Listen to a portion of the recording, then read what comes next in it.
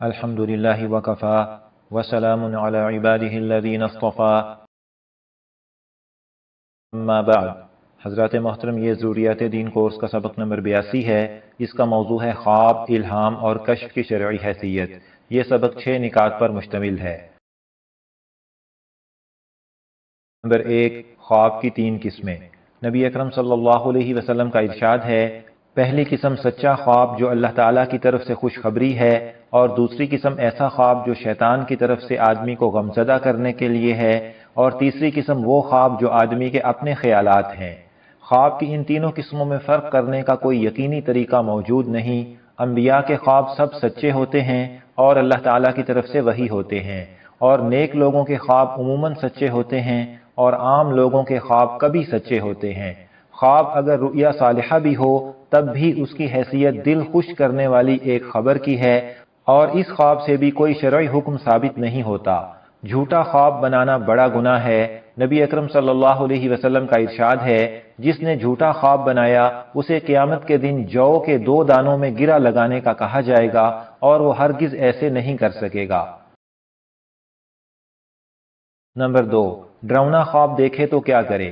رسول اللہ صلی اللہ علیہ وسلم کا ارشاد ہے، اگر خواب میں کوئی ناگوار چیز دیکھو تو بائیں طرف 3 بار تھتکار دو، اور شیطان اور اس خواب کے شر سے اللہ تعالیٰ کی حفاظت لو، اور کروٹ بدل کر سو رہو، اور کسی سے اس کا ذکر نہ کرو، کیونکہ یہ خواب ہرگز نقصان نہیں پہنچائے گا۔ نمبر 3، خواب کی تعبیر کے بارے میں کچھ بنیادی باتیں۔ خواب کی تعبیر دینا ایک مستقل فن ہے۔ تعبیر کی حقیقت یہ ہے کہ 2 چیزوں میں مناسبت معلوم ہو جائے۔ یہ ضروری نہیں کہ تعبیر دینے والا بزرگ ہو، اور نہ ہی یہ ضروری ہے کہ جو بزرگ ہو اسے خواب کی تعبیر بتانے کا فن بھی آتا ہو۔ خواب کی تعبیر کو واقعے کے ہونے میں کچھ دخل ہوتا ہے، لہٰذا اگر خواب دیکھے تو کسی سمجھدار اور خیرخواہ سے اس کا ذکر کرے تاکہ وہ اچھی تعبیر دے۔ ذہنی خیالات اور شیطانی خوابوں کی تعبیر نہیں ہوتی، اور ہم لوگوں کے خواب اکثر اسی قسم کے ہوتے ہیں، اور غیر نبی کے کسی خواب سے کوئی حکم شرعی ثابت نہیں ہوتا، لہٰذا ہمیں بیداری کے اعمال درست کرنے کی طرف توجہ کرنی چاہیے، اور خوابوں کے پیچھے پڑنے کی ضرورت نہیں۔ خواب ہی میں نہیں بلکہ اگر بیداری کی حالت میں بھی غیب سے آواز آئے کہ تم جنتی ہو، چاہے کوئی نیک عمل کرو یا نہ کرو، تو اس آواز کا کوئی اعتبار نہیں، عمل میں ذرا بھی کمی نہ کرے۔ اور اگر یہ آواز سنے کہ تم جہنمی ہو، جتنی چاہے عبادت کر لو، تب بھی اس کا بالکل خیال نہ کرے اور عبادت میں مشغول رہے۔ نمبر 4، خواب میں رسول اللہ صلی اللہ علیہ وسلم کی زیارت۔ محترم سامعین، خواب میں رسول اللہ صلی اللہ علیہ وسلم کی زیارت ہونا اچھی علامت اور اللہ تعالیٰ کی بڑی نعمت ہے۔ جب دل گواہی دے کہ یہ حضور صلی اللہ علیہ وسلم ہیں تو بس کافی ہے، وہ حضور صلی اللہ علیہ وسلم ہی ہیں۔ بعض دفعہ زیارت کسی اور صورت میں ہوتی ہے، کیونکہ آپ صلی اللہ علیہ وسلم آئینہ بھی ہیں۔ جیسے ایک شخص نے دیکھا کہ آپ صلی اللہ علیہ وسلم روضہ مبارک میں بیٹھے حقہ پی رہے ہیں، نعوذ باللہ، تو اس شخص کو اپنی صورت نبی اکرم صلی اللہ علیہ وسلم کے آئینے میں نظر آئی تھی۔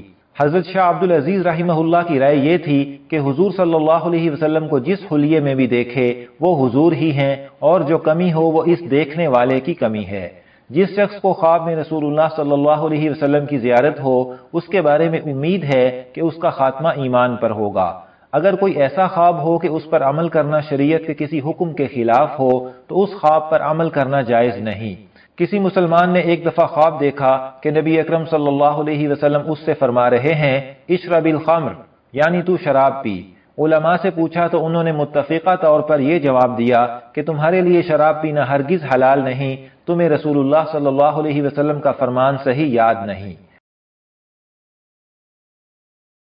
نمبر 5، الہام اور کشف کے معنی اور درجہ۔ الہام اسے کہتے ہیں کہ غور و فکر کیے بغیر دل میں خیر کی کوئی بات آ جائے، اور کشف کے معنی یہ ہیں کہ دور کے زمانے یا جگہ کی کوئی بات سامنے آ جائے، یا دین کے کسی حکم کی کوئی حکمت دل میں آئے۔ غیر نبی کا الہام اور کشف اگر شریعت کے مطابق ہو تو قبول ہوگا، ورنہ اسے چھوڑنا لازم ہوگا۔ الہام کی مخالفت کرنا گناہ تو نہیں، البتہ مخالفت کرنے سے دنیا کا نقصان ہونے کا خطرہ ہوتا ہے، یعنی جان یا مال کا نقصان ہو سکتا ہے، یا عبادت کا ذوق و شوق ختم ہو سکتا ہے۔ کشف ہونا آدمی کے بزرگ ہونے یا مقبول ہونے کی دلیل نہیں، چنانچہ غیر مسلم کو بھی کشف ہو سکتا ہے۔ جبکہ دوسری طرف ایک دفعہ سبحان اللہ کہنا 1000 کشف و کرامت سے افضل ہے، کیونکہ سبحان اللہ کہنے سے ثواب ملتا ہے اور کشف و کرامت سے ثواب نہیں ملتا۔ جو لوگ کشف کے زیادہ معتقد ہوتے ہیں، شیطان کو ان کا مذاق بنانے کا بہت موقع ملتا ہے۔ شیطان کو انسان کے خیال میں فرضی چیزیں دکھانے کی بڑی قوت حاصل ہے، چنانچہ یہ آدمی کو خیالی آسمان دکھا دیتا ہے جس میں نور، فرشتے اور تجلی سب کچھ نظر آتا ہے، جسے ناواقف آدمی اصل سمجھنے لگتا ہے۔ اس لیے کشف کا راستہ خطرناک ہے، اس میں شیطان کو دھوکہ دینے کا بہت موقع ملتا ہے۔